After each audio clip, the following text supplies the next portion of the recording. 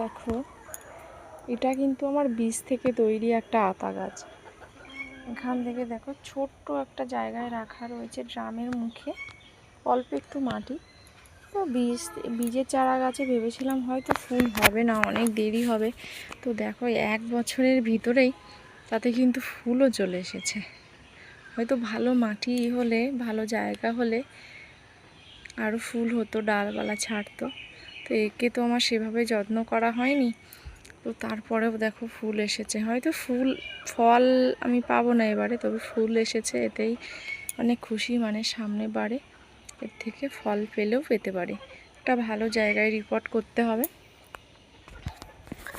অনেক অল্প ছোট ভেবেছিলাম এটা আমাদের মাঠে যে জায়গা আছে সেখানে দিয়ে দেব বলে একে আর রিপোর্ট করা হয়নি। তো দেখো এখানেও থেকেও সামান্য যত্নেও কিন্তু ফুল দিয়েছে।